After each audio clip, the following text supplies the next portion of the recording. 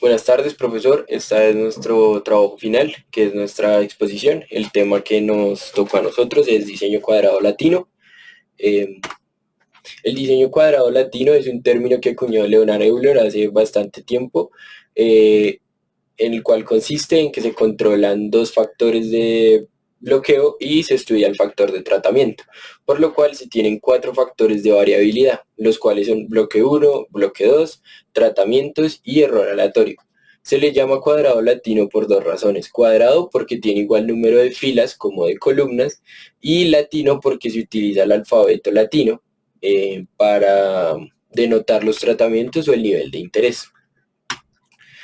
Después de que se parametrizan estas fuentes de variabilidad o se miden cuáles son, lo que se procede a hacer es una tabla ANOVA, la cual consiste en fuentes de variabilidad que para diseño cuadrado latino son tratamientos, renglones o bloque uno, columnas o bloque 2 y error aleatorio.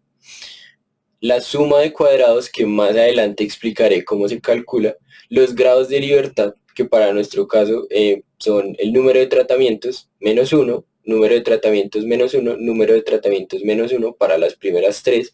Para el error aleatorio es número de tratamientos menos 2 por número de tratamientos menos uno. Luego el cuadrado medio, F0 y el valor P. ¿Qué debe tener en cuenta de esta tabla ANOVA? Que si el valor P nos da menor que la significancia con la que se hace el experimento, se debe rechazar la hipótesis nula. Las ecuaciones que tenemos para el diseño cuadrado latino es la suma de cuadrados total es el número o la suma de cuadrados de las observaciones totales menos las observaciones al cuadrado sobre el número total de observaciones.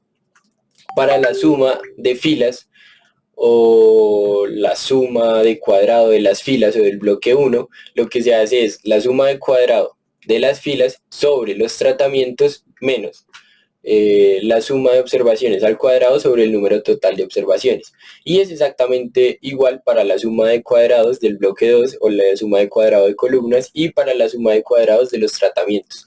Lo único que cambia es la suma de cuadrados de columnas y la suma de cuadrados de tratamientos. Para la suma de cuadrados del error, lo que se hace es restar la suma de cuadrados del bloque 1, del bloque 2 y de los tratamientos a la suma de cuadrado total. Para ejemplificar o hacer más claro esto, nosotros pues tomamos este problema, que es una compañía de mensajería está interesada en determinar cuál marca de llantas tiene mayor duración en términos del desgaste. Para ello se planea un experimento en cuadrado latino donde se comparan las cuatro marcas de llantas sometiéndolos a una prueba de 32.000 kilómetros de recorrido, utilizando cuatro tipos diferentes de auto y las cuatro posiciones posibles de las llantas. Así el factor de interés es el tipo de llanta o marca y se controlan los dos factores de bloque. Entonces lo primero que vamos a hacer es identificar las variables en nuestro problema. Entonces, la primera variable son las cuatro marcas de llantas, las cuales van a ser nuestro tratamiento, que acá están representadas como A, B, C y D. El bloque uno van a ser los cuatro diferentes tipos de autos y el bloque 2 van a ser las cuatro diferentes posiciones que pueden tener las llantas. Entonces vamos a pasar al Excel para operarla y acá lo que hicimos fue la misma tabla que teníamos en el problema, como pueden ver, la pasamos a valores en el que Excel pues nos permita operar. Identificamos acá tratamientos, bloque 1, bloque 2 y la variable de respuesta, que en este caso va a ser el desgaste. Entonces, basándonos en estas ecuaciones, la suma total de cuadrados es el número total de observaciones, la suma de cuadrados del número total de observaciones, que acá podemos ver, menos todas las observaciones al cuadrado sobre el número total de estas observaciones. Entonces, acá como pueden ver es la suma de todas las observaciones elevada al cuadrado sobre 16, que es el número total de observaciones, y luego restamos estas dos. Como pueden ver acá, restamos esta menos esta y nos da toda la suma total de cuadrados. Para la suma de cuadrados de los renglones o de las filas, lo que hacemos primero es tomar cada una de la suma de cada fila. Y luego lo que hacemos es suma de cuadrado de los valores tomados dividido el número de tratamientos, que en este caso son 4, o las 4 marcas de las llantas. Y luego restamos ese menos este. Como pueden ver, esta variable, que es la suma de todas las observaciones al cuadrado sobre el número total de observaciones, es exactamente igual para cada término. Entonces lo que podemos hacer en la suma de cuadrados de las filas o de los renglones es esta menos esta, y nos da la suma de cuadrados de los renglones. Para la suma de cuadrado de las columnas es exactamente lo mismo.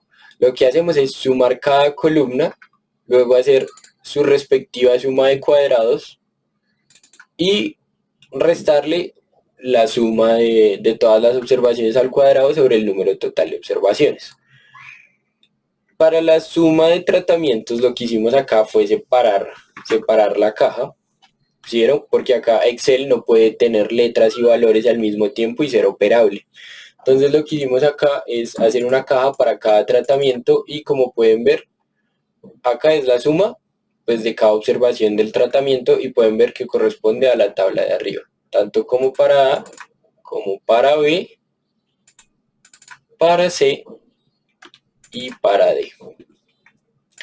Después de que ya tenemos la suma de cuadrados, nos vamos a hacer nuestra tabla de ANOVA, guiándonos pues con la tabla de ANOVA que fue expuesta con anterioridad. Entonces, primero describimos nuestras fuentes de variabilidad, que son tratamientos, renglones o filas, columnas y error aleatorio. La suma de cuadrados es pues la suma que ya hicimos para los tratamientos, la suma de cuadrado de tratamientos, para la suma de renglones, suma de columnas y suma del error. Se me olvidó explicar antes. El error, lo que hacemos, como fue explicado, es a la suma de cuadrados total le sumamos la suma de cuadrado de las filas, la suma de cuadrados de las columnas y la suma de cuadrado de los tratamientos. Volvemos acá. O en cada una corresponde pues a su respectiva suma. Y para los grados de libertad, para las primeras tres son número de tratamientos menos 1, por esta es igual, este es igual, y esta es K menos 2, que en nuestro grado sería 4 menos 2, 2 por K menos 1, que es 3, entonces 2 por 3, 6. Para el cuadrado medio, lo que se hace es la suma de cuadrados entre sus grados de libertad. Entonces, para los tratamientos, para los renglones o filas y para las columnas. Y para el error. Después F0, como dice acá, es el cuadrado medio sobre el cuadrado medio del error. Para los tratamientos, para las filas y para las columnas. Luego, para el valor P, lo que hacemos es usar la distribución F, donde los parámetros son F0, grados de libertad correspondiente a la variable, y los grados de libertad del error para los tratamientos, para los renglones y para las columnas. Y a la hora de interpretar este análisis, volvemos a recordar lo que se dijo anteriormente. En el caso hipotético de que nuestro experimento se hiciera con un 95% o con un grado de significancia de 0,05, el valor P, como vemos, es menor. 0,006 es menor que 0,005, entonces se tiene que rechazar la hipótesis nula. La hipótesis nula de este experimento era que los tratamientos no influían en el desgaste de las llantas, o sea que la marca no influía. Entonces acá, interpretando el valor P con base de la significancia con la que se hace, podemos deducir o podemos resolver que las marcas de las llantas sí influyen en el desgaste de estas. Listo, profesor, eso sería todo.